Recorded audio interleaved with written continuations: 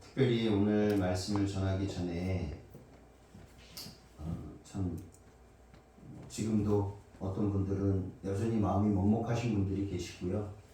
또 어떤 분들은 어찌할 바를 몰라서 그저 하늘만 보고 계실 분도 계시고, 그리고 무엇보다도 이 어마어마한 일을 감당하고 겪고 있는 우리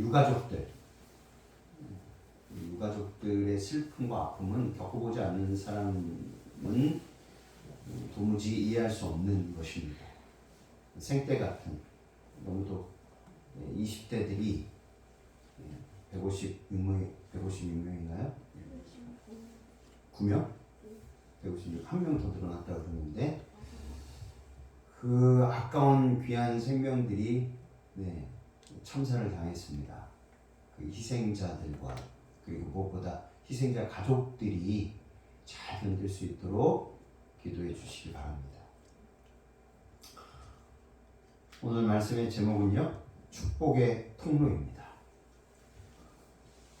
먼저 본문의 말씀 보도록 하겠습니다. 마태복음 11장 20절 24절 말씀입니다. 예수께서 권능을 가장 많이 베푸신 고을들이 회개치 아니하므로 그때에 책망하시되 화가 있을진저 고라시나 화가 있을진저 벳세다야, 너희에게서 행한 모든 권능을 두로와 시돈에서 행하였다면 저희가 벌써 벼옷을 입고 제에 앉아 회개하였으리라. 내가 너희에게 이르노니 심판날에 두로와 시돈이 너희보다 견디기 쉬우리라.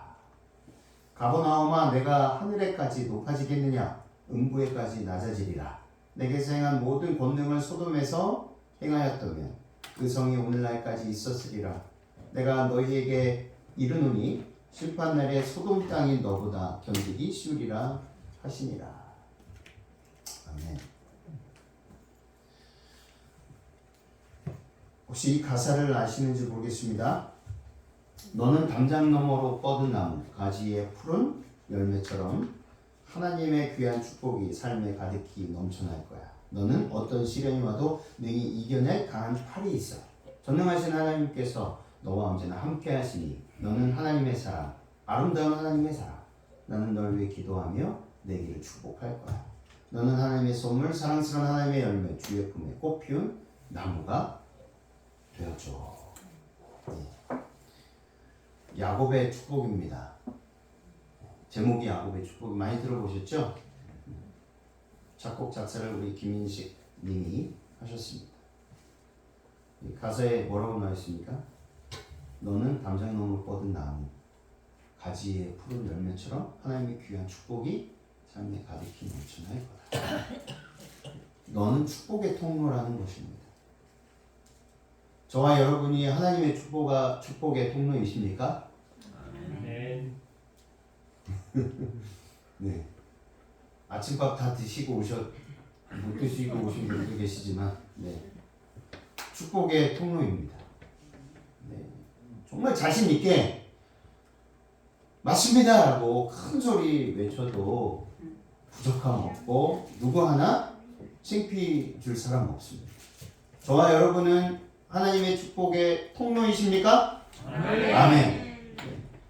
생각하면 생각할수록 정말 기가 막히고 코가 막히고, 어쩜 나를 거룩한 당신의 일에 쓰이기 위해서 택하심을 허락하시고 쓰시기 위해서 귀한 축복의 통로로 사용하실까 생각하면 생각할수록 너무도 감사와 찬양이 넘칩니다. 근데 이렇게 생각하는 사람은 참 다행인 것 같아요. 자기 자신이 부족하다는 것을 알기 때문에. 그런데 반면 어떤 사람은 감사하기는 하지만 뭐라고 느끼자면 당연하다고 느끼는 거예요. 내가 받아도 될 것이다, 마땅히 받아야 될 것이다 라고 생각하는 거죠. 교만이 있죠. 그래서 교만한 사람은 하나님의 축복의 통로가 되기가 쉽지 않습니다. 본인은 그렇게 축복의 통로라고 생각은 하는데 정작 하나님께서 축복의 통로로 삼으셨는데 축복의 통로가 안 되는 겁니다. 하나님께서는 원하시는데 스스로 굉장히 큰 바리케이트를 치고 있어서 하나님께서 그를 통해서 섭리하실 수가 없는 겁니다. 하나님의 탓일까요? 그 사람 탓일까요? 하나님의 탓이 아닙니다. 그럼에도 불구하고 우리들은 끊임없이 하나님의 탓이라고 이야기할 때가 얼마나 많이 있는지 모르겠습니다.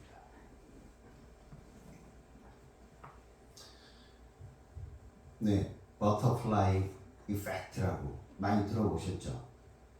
나비 효과입니다. 나비 효과는요, 어느 한 곳에서 일어난 작은 나비의 날갯짓이 뉴욕의 태풍을 일으킬 수 있다는 이론인데요. 미국의 기상학자 로렌스가 사용한 용어입니다. 초기 조건의 사소한 변화가 전체에 막대한 영향을 미칠 수 있음을 이르는 말이죠.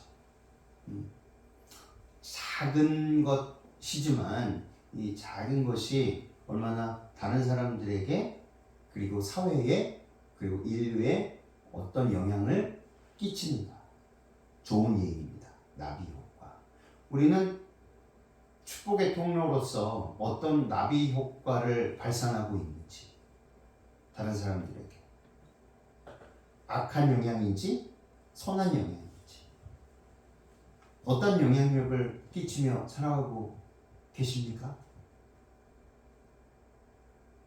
제가 한동안 일기를 쓰다가 멈췄다가 쓰다가 항상 결심을 해요. 매일같이 써야지. 한 줄이라도 써야지 하는데 잘 안 됩니다.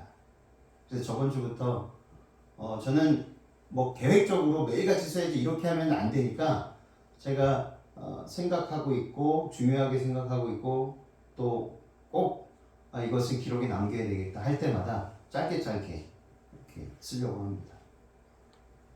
저녁마다 자기 전에 한 줄이든 두 줄이든 적어보시면 정말 좋아요. 그러면 생각을 정리할 수 있고 하나님께 내가 오늘 어떤 모습이었는가, 하나님께 어떤 모습이었고 우리 이웃에게 어떤 모습이었고 또 내 자신에게 어떤 모습이었는지 확인할 수 있는 귀한 시간이 될 수 있습니다.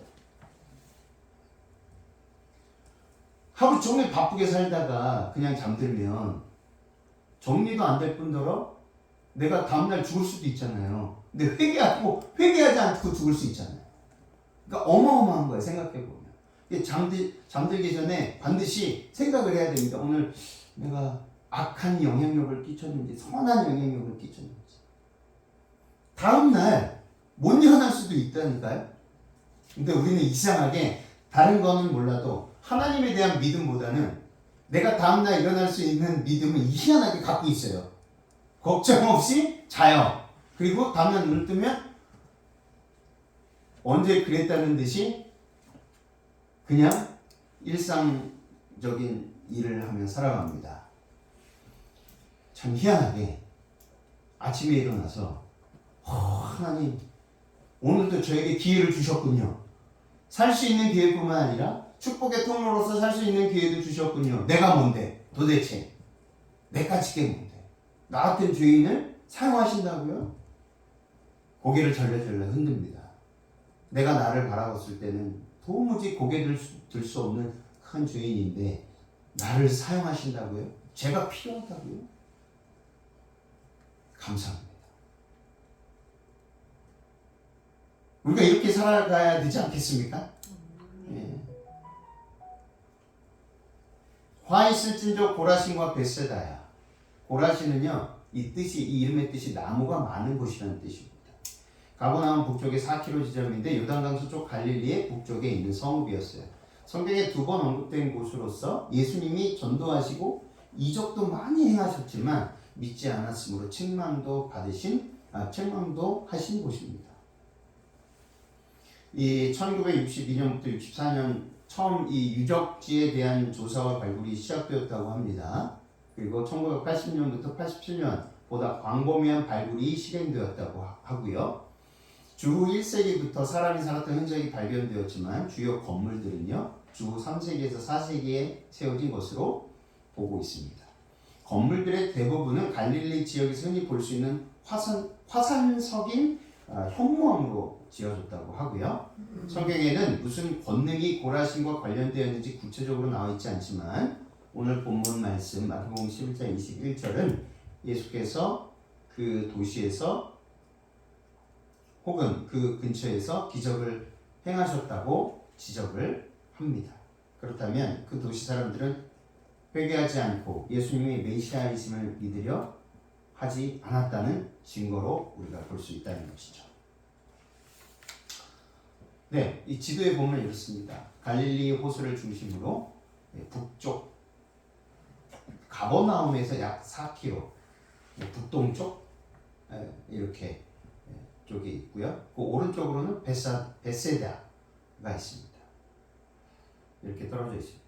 가버나움, 고라신, 베세다. 오늘 말씀에 고라시나 베세다야 가버나움아 이렇게 말씀이 나오잖아요.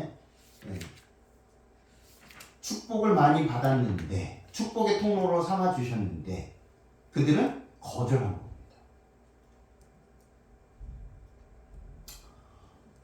여기가 고라신의 신전의 터고요. 이거는 모세의 의자라고 합니다.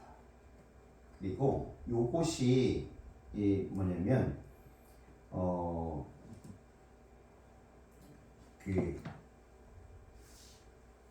유대인들은 회당에 모여서 기도하고 토라를 연구하며 토론을 이제 벌였고 이 사진은 고라신 회당의 모습이고요.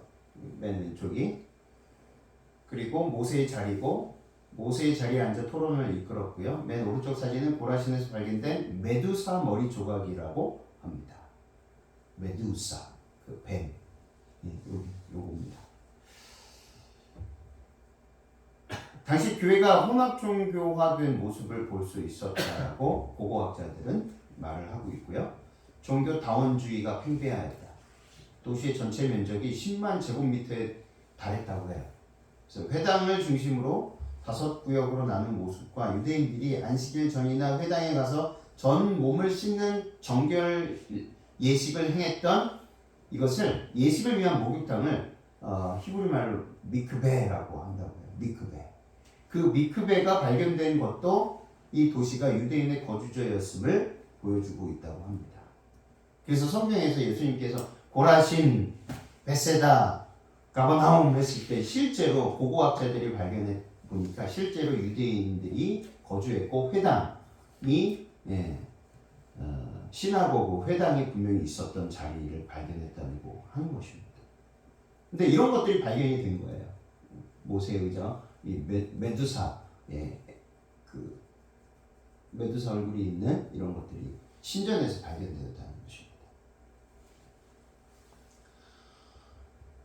베세다는요 어부의 집이라는 뜻이에요. 아시는 것처럼 예수님의 제자인 빌립, 안드레, 베드로의 출신지가 바로 베세다입니다. 그리고 예수께서 5,000명을 먹이시던 곳도 이곳이었습니다. 그 보면 다 갈릴리 호숫가에서 가까운 지역이 있어요. 가버나움도 그렇고. 그러니까 이 지역에서 가장 많이 예수님께서 활동하셨고 사역하셨던 그리고 이적을 많이 베푸셨던 곳이라고 생각을 하시면 되겠습니다. 갈릴리 호수의 북동쪽, 즉 요단 강물이 갈릴리 호수로 유입되는 입구에서 북동쪽 약 1km쯤에 위치한 아주 비옥한 땅이었다고 하고요. 예수님의 세 제자인 베드로, 안드레, 빌립의 고향이었고 예수께서는 이 마을에서 500의 기적을 행하셨고 또 맹인의 눈을 치유해 주기도 하셨던 곳입니다. 마가복음 8장 12절에 눈먼 사람의 눈을 치료하신 곳이죠.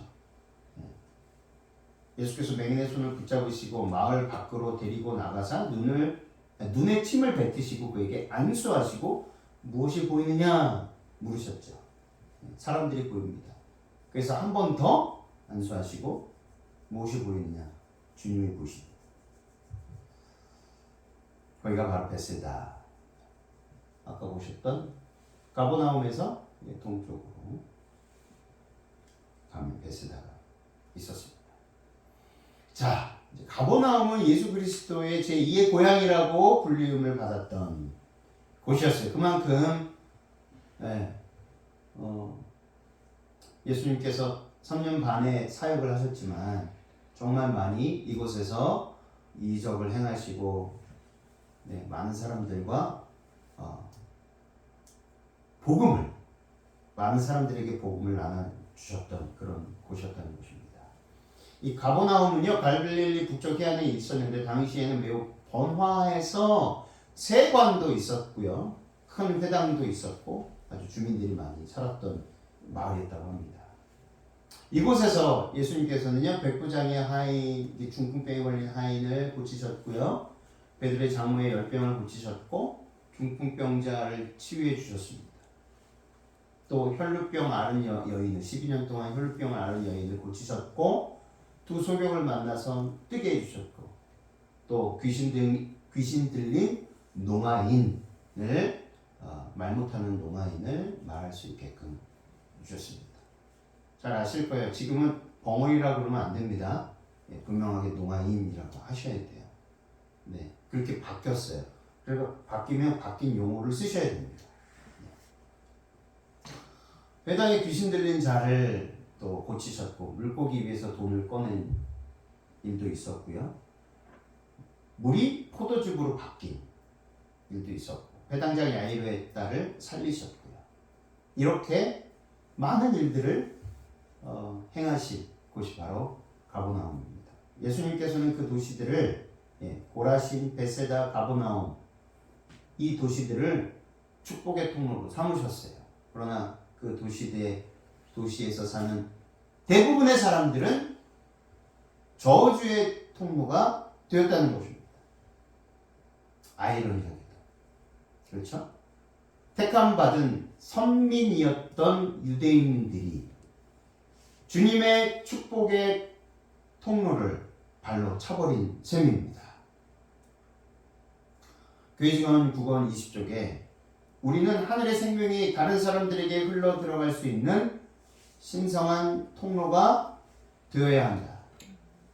그러면 성령은 온 교회에 충만하여 생기를 주는 마음들을 정화시키고 연합시킬 것이다. 주님께서 우리들에게 원하시는 바가 바로 이것입니다. 신성한 통로, 축복의 통로가 되기를 원하세요. 교회 증언 2권 632쪽 예수를 따르는 모든 사람들은 자기가 살고 있는 가정에서 그리고 이웃에서 동네에서 혹은 도회지에서 그리스도의 선교사로서 할 일이 없다? 있다. 하나님께 헌신한 모든 자들은 빛의 통로인 것이다. 아멘. 하나님께서는 그들을 다른 사람들에게 진리의 빛을 전달하는 의의 도구로 삼으셨다. 이게요. 과거형을 쓰고 있어요. 미래형을 쓰고 있지 않고 삼으실 것이다. 이렇게 하면 내 조건에 맞으면 삼을 거야. 내 말에 순종하면 그렇게 해줄 거야. 통로로 해줄 거야 라고 한 게 아니에요. 조건이 없습니다. 그냥이 아니죠. 하나님께서 계획을 가지시고 딱 삼으신 거예요. 그 사람이 형편이 어떻든 어떤 죄를 범했든 어떤 일을 행하고 있든 하나님께 저주를 퍼붓는 사람일지라도 뭐 하겠다는 거예요? 축복의 통로로 삼겠다라는 것입니다. 이 말씀은 뭐냐면 회개시키고 새 사람으로 만들어서 그 사람을 사용하겠다라는 말씀입니다. 얼마나 감사합니다. 그러니까 우리는 성경을 보고 증언의 말씀을 보면서 특별히 증언의 말씀도 성경처럼 보셔야 됩니다. 기도하면서 도대체 이게 전후 좌우 문맥을 살펴가면서 어떤 의도로 쓰셨는지를 정확히 알아야 된다는 것이죠. 저는 이 말씀들을 보면서 그 영감이 떠올랐다는 거예요. 하나님께서 어떤 조건을 달고 그 조건에 부합하면 통로로 삼겠다가 아니라 무조건적으로 너를 축복의 통로로 삼을 거야. 그 사람의 현재 위치가 어떻든 지위가 어떻든 어떤 죄를 범하고 있든 그것은 중요하지 않는 것입니다. 그를 완전히 새 사람으로 만들어서 축복의 통로로 삼겠다는 것입니다. 이스라엘 백성들이 처음부터 하나님께 순종했습니까? 그렇지 않았어요. 그들을 어떻게 했습니까? 당신의 선민으로 삼으시고 그들을 구원하시고 그들을 고치시고 그들에게 새 마음을 주셨습니다. 처음부터 하나님께 순종한 사람이 있을까요? 이 땅에 태어나서? 그런 사람 단 한 사람도 없습니다. 실물교훈 419쪽 영문으로 모든 사람은 저희를 통하여 그리스도의 귀한 은혜와 그분의 측량할 수 없는 부요함이 세상에 나누어질 수 있는 살아있는 통로가 될 무엇을 가졌다? 특권을 가졌다. 아멘. 그냥 몇몇 사람들이 아닙니다. 모든 사람들이에요. 모든 사람들은 죄인이죠. 그리스도께서는 무엇보다도 이 세상에서 당신의 영과 품성을 대표할 자들을 가장 크게 원하신다. 사람을 통하여 구주의 사랑이 세상에 나타나는 것보다 더 절실한 요구는 없다. 교회에서요, 이게 특별히 이 말씀을 우리가 주목해야 되는 것입니다. 교회에서 많은 행사를 하잖아요. 전도회를 하고, 네, 선교 사업을 하고, 이웃 사랑 실천 운동도 하고, 많은 일들을 합니다. 그런데 그 일들 중에 뭐가 빠지면 당신의 영과 품성을 대표할 자들, 요게 빠지면 울리는 꽹과리와 같다는 거죠. 열심히 밤새워가면서 준비하고 그렇게 다 하고 침례까지 베풀고 했는데 울리는 꽹과리가 되는 경우가 있다는 거예요. 순서지에는 오늘 제가 깜빡하고 넣지 못했지만 다음 주에 너무도 감동스러운 침례식이 있을 것입니다. 이제 85 정도 되신 어르신이고 휠체어에 의지해서 사셔야 돼요. 요양원에 계시는데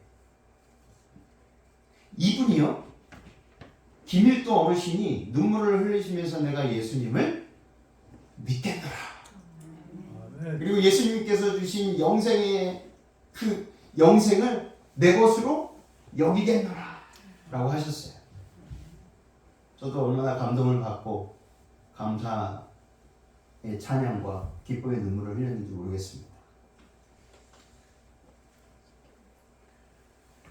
구주의 사랑이 세상에 나타나는 것보다 더 절실한 요구는 없다. 예. 이 사람을 통해서요, 구주의 사랑이 나타나야 된다는 거예요. 침례를 베풀고 침례를 받더라도, 그리고 많은 전도회를 가지고 많은 사람에게 복음을 전하고 영혼 구원 사업을 하더라도 우리를 통하여 그리스도의 사랑이 증거되지 않는 한 그들이 성장하지 못한다는 것입니다. 온 하늘은 사람의 마음에 즐거움과 축복이 될 거룩한 기름을 부어줄 수 있는 통로의 역할을 할 사람이 나타나기를 기다리고 있다. 저와 여러분이, 비록 저희가 소수이지만 저희 교회가, 저와 여러분이 온 하늘은 사람의 마음에 즐거움과 축복이 될 거룩한 기름을 부어줄 수 있는 통로의 역할이 되기를 소망합니다.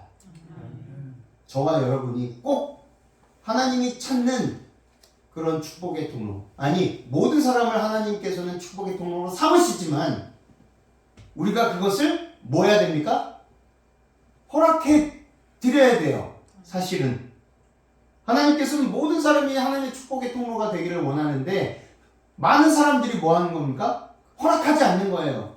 아니 거절하는 것입니다. 근데 우리는 뭐 해야 될까요?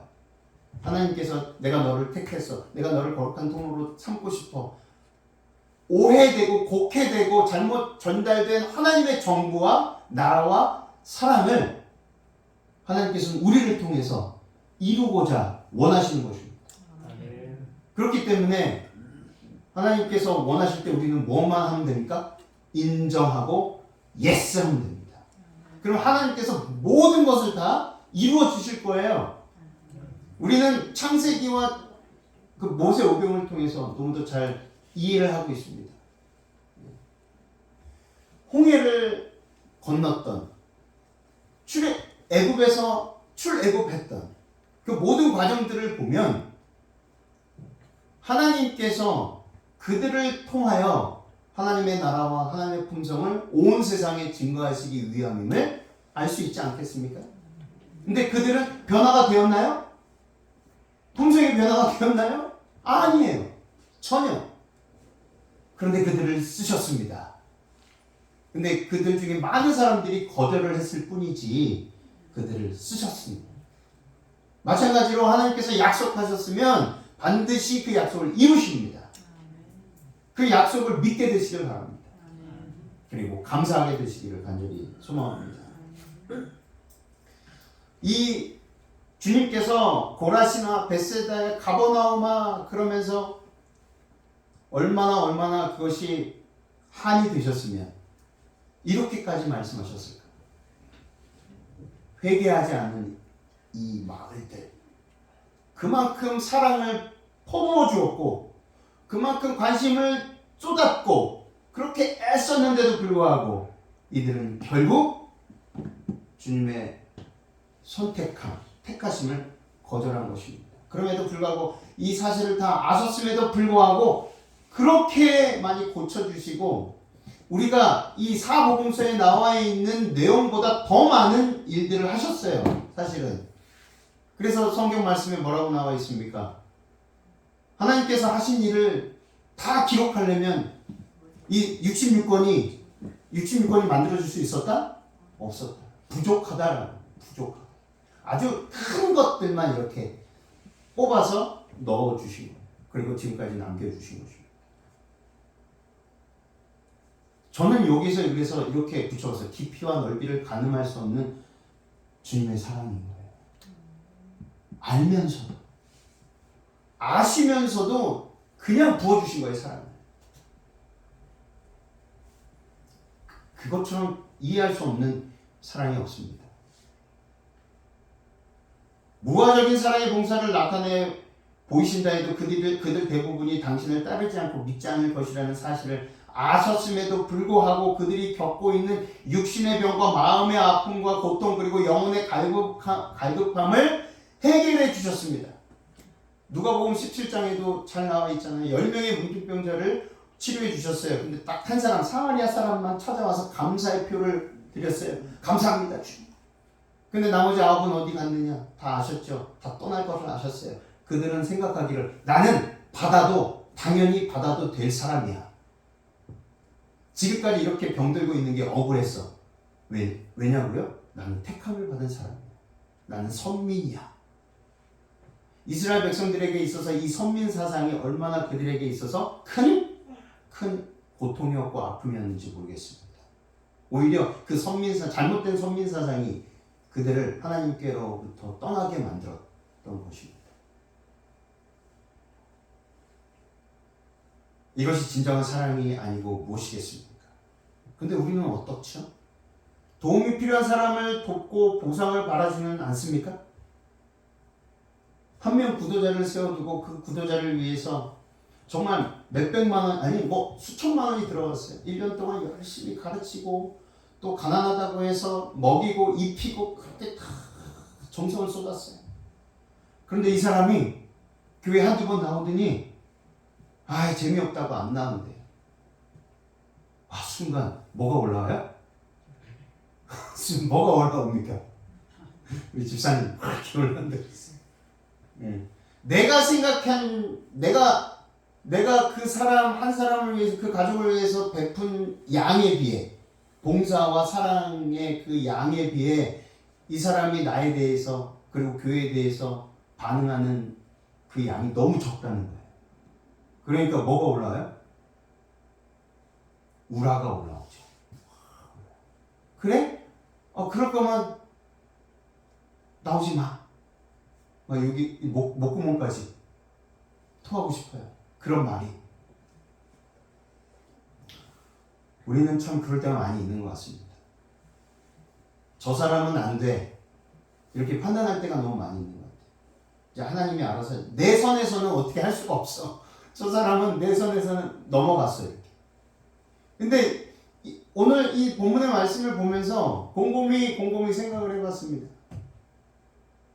분명히 주님께서는 우리가 우리 스스로 잃어버렸던, 우리 스스로 포기했던, 우리가 태초에 하나님께서 우리를 창조하실 때 그 완벽했던 주님의 하나님의 형상과 모양이 그대로 있었던 우리였는데, 단지 우리의 잘못으로 인해서 잘못된 선택으로 인해서 조금 훼손된 것뿐인데, 그리고 주님께서는 약속하셨잖아요. 다시 너를 원래대로 돌려놓겠다, 원상복귀 시키겠다라고 말씀하셨잖아요. 그 이야기는 무엇입니까? 태초에 우리를 아담과 하와를 창조하셨을 때 그 완벽했던 그 당시 그대로의 모습을 재현하겠다라는 말씀 아닙니까? 저는 그렇게 믿습니다. 그런데 이 말씀 속에서 갸우뚱하는 거예요. 내 선에서는 안 돼라는 거예요. 인간적인 나야. 내가 할 수 있는 최선을 다했어. 그런데도 네가 하나님을 믿지 않겠다고? 그러면 나로서는 어떻게 할 수가 없어. 빠이빠이. 당신과 나 사이의 관계 이제 끝. 제가 목회하면서 그런 생각을 많이 했던 것을 고백하는 순간이었어요. 그러면서 고민이 되는 것입니다. 하나님께서 나에게 약속하신 저를 통해서 예수 그리스도가 어떤 분이신지를 완전히 보여주시겠다는, 그 이야기는 완벽하게 다시 회복시켜 주시겠다는, 하나님의 품성으로 거룩한 모습으로 회복시켜 주시겠다는 그 약속인데, 왜 나는 스스로 한계를 두려고 하는 것일까? 우리에게는 누가 계시는데? 약속의 하나님이 계십니다. 끊임없이 우리는 우리 스스로 하나님의 능력도, 하나님의 계획도, 하나님의 일하심도 우리 스스로 생각으로 한계를 딱 갖고 있는 게 아닌가. 한정 짓는 것이 아닌가. 미련한 우리의 지혜로 놀라우신 그분의 마음과 계획을 뭐 하는 것입니까? 예, 잡을 가지고 딱 그어놓는 것과 같습니다. 한정 짓는 거예요. 우리 생각. 그래서 기도합니다. 그런 생각이 들 때마다 예수님께서 포기하지 않으시고, 아셨음에도 불구하고 고라신, 베세다, 가버나움아 아셨음에도 불구하고 사랑을 퍼부어 주셨던 그 마음으로 사역할 수 있도록 인도해 주시옵소서. 함께 그렇게 기도하시는 저와 여러분이 되시기를 간절히 기도드립니다. 축복의 통로로 쓰임받는 사람들의 특징이 있어요. 오늘은 최대한 제가 짧게 하려고 했는데 5분만 주십시오. 다들 힘드시니까. 지금 35분 지나가고 있는데 5분 후에 마치겠습니다. 축복의 통로로 쓰임받는 사람들의 특징이 있어요. 첫 번째는 진정한 사랑에 목말라 하는 사람입니다. 요한복음 4장에 28절 30절에 있는 내용이 다 아실 거예요. 수가의 여인이 나오죠. 수가의 여인의 굉장히 많은 주제로 이렇게 할 수 있지만, 저는 오늘 진정한 사랑에 목말라 하는 사람으로 이 수가의 여인을 소개드리고 싶습니다. 5명의 남편에게 버림받고 지금 함께 살고 있는 남편에게도 사랑을 받지 못한 가엾은 여인으로 저는 보였습니다. 물론 그 여인도 죄를 범했어요. 죄인이었어요. 분명히 성경에도 그렇고 증언의 말씀에도 죄인이라고 나옵니다. 근데 그 여인만 죄이니까 지금 같이 살고 있는 6번째 그 남편까지 그들은 뭐 했는가 생각해 보았습니다. 수가의 여인에게 진정한 사랑이 무엇인지 보여주신 분은요, 남편 되시는 예수 그리스도 한 분밖에 없었다는 거예요. 우리의 남편 되시는 분, 바로 예수 그리스도. 죄인 자신을 인격적으로 존중해 주셨던 분이셨어요. 인격적으로. 그 떼안볕에서 그 수가의 여인이 올 때까지 기다려 주신 분이 예수님이셨어요. 그리고 차분히 그녀의 마음의 문을 두드려 주시고 그녀의 마음의 상태가 무엇인지 들으셨어요. 그리고 그녀가 소원하고 갈망하고 원하는 것을 들어주시기 위해서 말씀해 주셨어요. 네가 원하는 것을 내가 해줄 수 있어. 영원히 목마르지 않는, 영원히 목마르지 않는 생명수를 내가 줄 수 있어. 그러니까 이 수가의 여인은요, 그동안 6명의 남편과 살아봤지만 끊임없이 뭐가 만족하지 못했던 것입니까? 흡족하지 못했어요. 영혼의 갈증이 있었던 거예요. 영혼의 갈증. 근데 이 6명의 남편들이 그녀의 영혼의 갈증을 해결해 줄 수 없었던 것이었습니다. 그걸 아시고 예수님께서 뱅뱅 돌아서 굳이 거기까지 갈 필요가 없으셨어요. 근데 거기에서 일부러 몇 시간을 기다리신 것입니다. 그 뜨거운 태양볕 아래서. 그러니까 이 수가인이 얼마나 당황했습니까? 보통 이 시간에 가면 아무도 없었는데 조용히 물 떠서 갔는데, 그것도 유대인이 자기 사마리아, 상종치 아니하는 사마리아인 자기에게 오셔서 물 한 잔 떠주십시오라고 한다. 정중하게. 저 물 한 잔 먹을 수 있을까요? 도움을 요청한 것입니다. 깜짝 놀란 거죠. 그동안 그렇게 하죠. 유대인들은 절대로 사마리아인에게 도움을 요구하지도 않고 도움을 주지도 않았어요. 이런 너무도 신사가, 젊은 33살 먹은 이 청년이 자기에게 말도 안 되는 것이죠. 처음 경험한 것이었어요. 진정한 사랑이 무엇인지를 깨닫게 된 것입니다. 그래서 축복의 통로로 쓰임받는 사람들의 특징은 첫 번째, 하나님의 사랑이 무엇인지를 갈망하는 거예요. 이 세상에 그 사람이 주는 사랑도 좋지만 부족한 겁니다. 영혼의 갈증이 있었어요. 그래서 주님이 주시는 그 사랑만을 원하는 그런 사람인 것이죠. 두 번째는, 그래서 제가 좋아하는 러시아의 대문호 톨스토이는 이렇게 이야기했어요. 내가 이해하는 모든 것은 내가 사랑하기 때문에 이해하다. 사랑하기 때문에 이해하다. 그렇기 때문에 이해할 수 있는 거예요. 두 번째, 더 나은 사람이 되고 싶은 사람이에요. 더 나은 사람이 되고 싶은 거예요. 삭개오 이야기입니다. 자신이 제일 큰 죄인이라 여기는 사람, 용서받고 싶은 사람, 더 나은 삶을 갈망하는 사람, 죄책감에서 벗어나고 싶은 사람. 삭개오가 그랬습니다. 예수님께서 다른 사람의 집에 머물겠다라고 자청한 유일한 기록이 바로 삭개오를 향한 기록이었어요. 자청. 예수님이 스스로, 대부분 다 다른 사람이 예수님에게 우리와 함께 유하시이다라고 했는데, 삭개오에게만 스스로 당신께서 자청하셨어요. 유일한 기록이에요. 그만큼 우리는 삭개오를 통해서 용서의 기쁨이 무엇인지, 그리고 축복의 통로로서 이 삭개오를 통해서 하나님께서 어떻게 이 죄인을 사용하시려는지를 보여주는 아주 귀중한 실내인 것입니다. 넘어가겠습니다. 그리스도께서는요, 삭개오에게 진리의 교훈을 주시고 그의 가족에게 하늘에서의 사물을 가르치시고자, 누구에게요? 가족에게 축복의 통로가 되었습니까? 안 되었습니까? 축복의 통로가 되었습니다. 수가의 여인은 어땠습니까? 아까 말씀드리지는 않았지만 수가의 여인은 동네에 뛰어가가지고 손목 붙잡고 와보라 했죠. 그리고 그들은 어떻게 했습니까? 실제로 그들이 예수님을 초청하고 이틀 동안 예수님께서 그곳에서, 사마리아 동네에서 그 동네 주민들에게 복음을 증거하셨습니다. 그리고 그들이 예수 그리스도께서 말씀하신 복음을 믿었습니다. 수가의 여인 한 명으로 인해서 그 사마리아 동네가 축복의 동네가 되었던 거예요. 유대인의 동네가 아니었어요. 그리고 삭개오를 통해서, 그 죄인의 집을 통해서 그의 가족과 많은 사람들이 예수 그리스도를 메시아로 믿게 되었다는 것입니다. 세 번째는 감사할 줄 아는 사람이에요.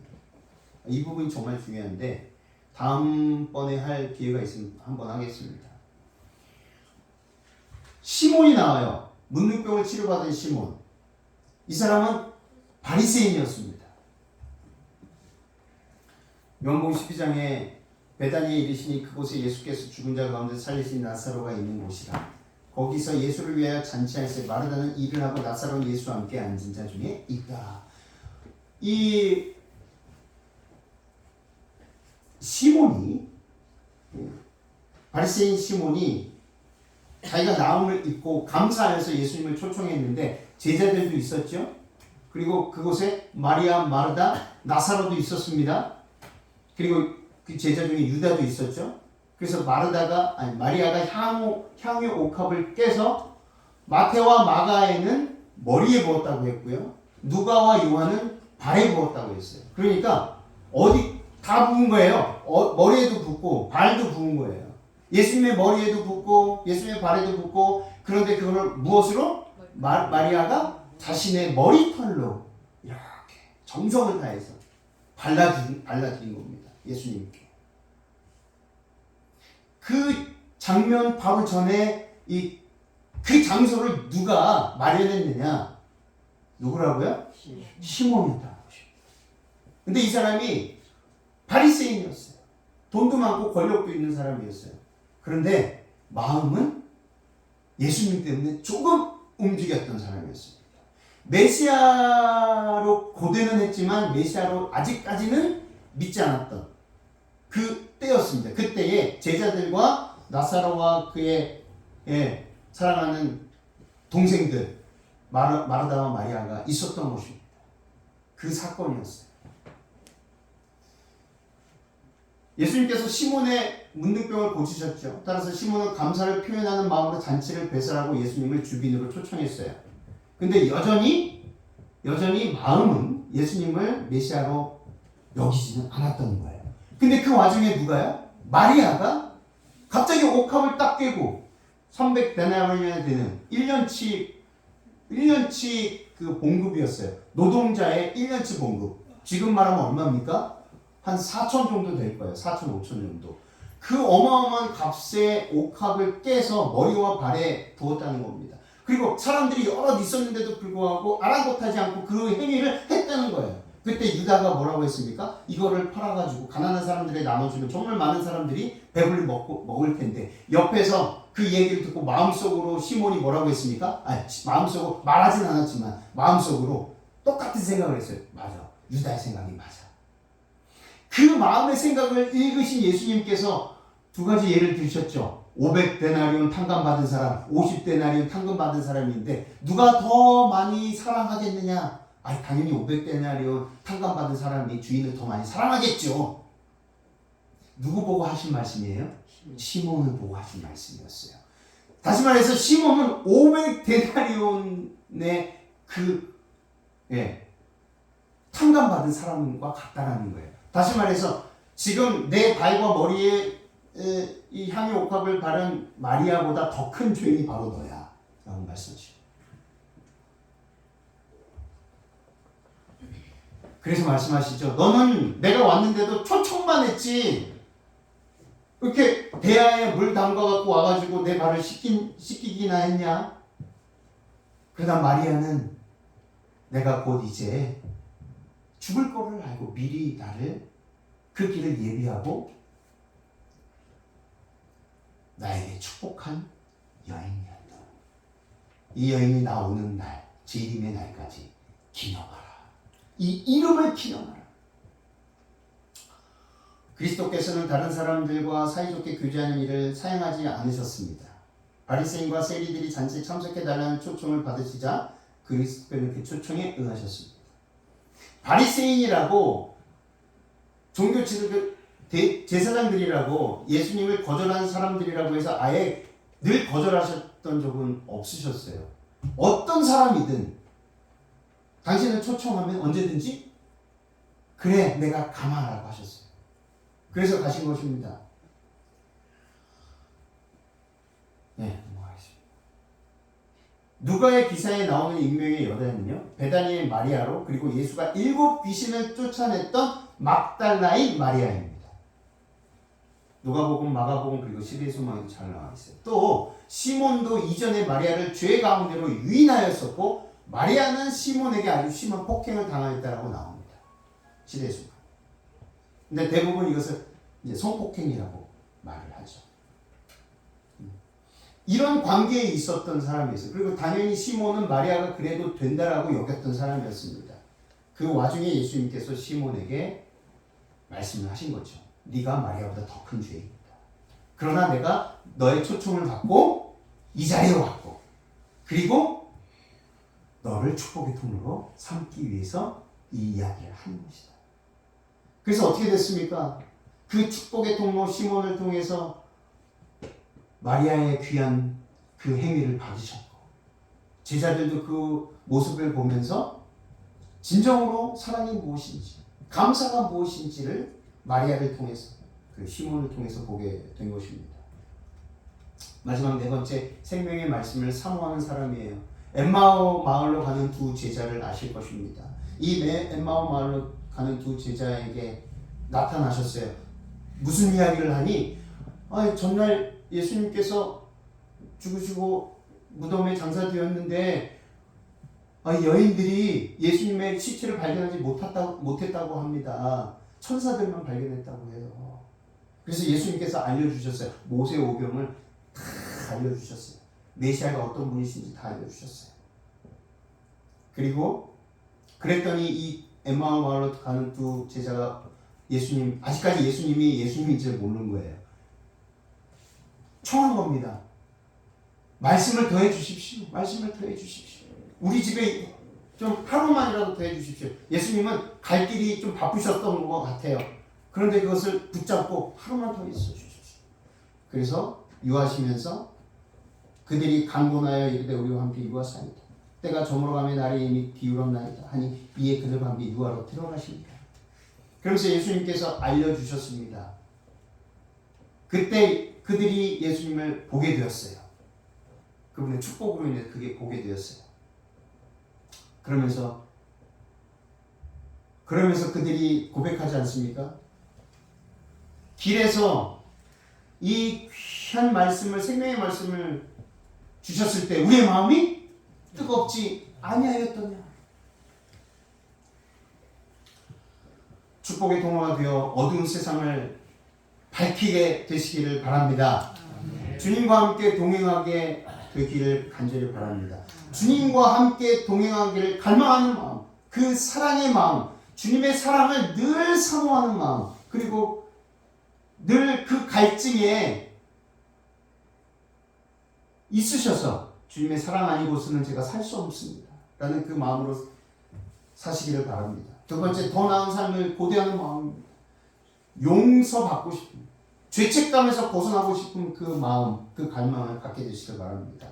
셋째, 힘들 때나 기쁠 때나 언제나 항상 감사하는 마음, 작은 것에서부터 큰 것에 이르기까지 항상 감사할 때 큰 역사가 이루어진다는 것입니다. 마지막, 살아있는 생명의 말씀을 사모하시기를 바랍니다.